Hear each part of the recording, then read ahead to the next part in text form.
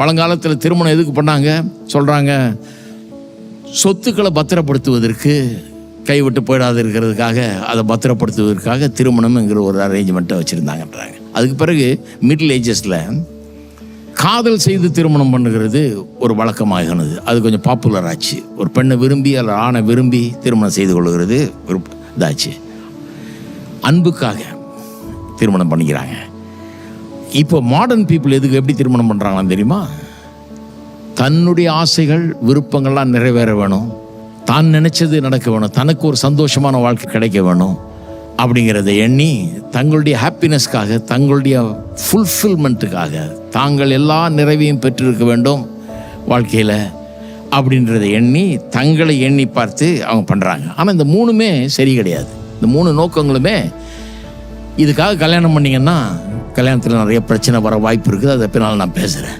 இந்த மூணு நோக்கங்களையும் வச்சு அதில் எந்த ஒரு நோக்கத்தையும் தெரிந்து கொண்டு அதுக்காக கல்யாணம் பண்ணாலே பிரச்சனை வந்துடும். வேத வசனம் என்ன நோக்கத்தை சொல்லுது, எது சரியான நோக்கம்னு இங்கே எபேசியர் 5:25-31 வரைக்கும் வாஸ்தா எப்படி கொண்டாடுறாரு பாருங்க. அதாவது மனுஷனை உண்டாக்குனப்ப கடவுள் எப்படி உண்டாக்குனாரு? மனுஷனுடைய மாம்சத்திலிருந்து எலும்பிலிருந்து ஒரு பகுதியை எடுத்து, விலா எலும்பை எடுத்து, மனுஷனுடைய மாம்சத்திலிருந்து எலும்பிலிருந்து எடுத்து ஒரு மனுஷியை உண்டு பண்ணுகிறார். அதனால தான் அவளை பார்த்த உடனே ஆதாம் சொல்லுகிறான், இவள் என் மாம்சத்தின் மாம்சம் எலும்பின் எலும்புமாய் இருக்கிறார்.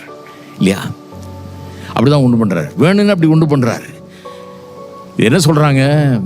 மனுஷனுக்காக மனுஷியை உண்டு பண்ணும் போதே கடவுள் எப்படி உண்டு பண்ணுகிறார்னா, நம்முடைய மீட்பை ரட்சிப்பை மனசுல வச்சு இந்த திருமண வாழ்க்கை மீட்பையே பிரதிபலிக்கும்படியாக, மீட்பையே எடுத்து காட்டும்படியாக இருக்க வேண்டும்.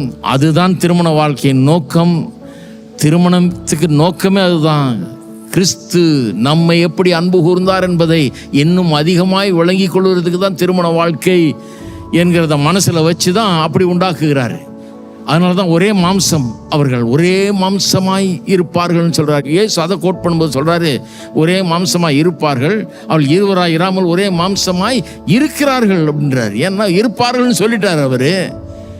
தேவன் திருமண வாழ்க்கையை ஸ்தாபிக்கும் போது அவனுடைய மாம்சம் எலும்பிலிருந்தே ஒரு பகுதி எடுத்து அவளை உண்டாக்கி இவள் இருவரும் ஒரே மாம்சமாக இருப்பாருன்னு சொல்லிட்டாரு. அவனும் சொல்லிட்டான், எலும்பின் எலும்பும் மாம்சத்தின் மாம்சமாக இருக்கிறாள்னு, ஒரே மாம்சமாக இருப்பாருன்னு சொல்லிட்டாரு. அப்போ இயேசு சொல்கிறாரு, அவள் இருவராயிராமல் ஒரே மாம்சமாக இருக்கிறார்கள். இன்னைக்கு எந்த ஒரு தம்பதியை பார்த்தீங்கன்னா, திருமணமான தம்பதிகளை பார்த்தீங்கன்னா, அவள் ஒரே மாம்சமாக இருக்கிறார்கள். அப்படின்னா என்ன அர்த்தம்?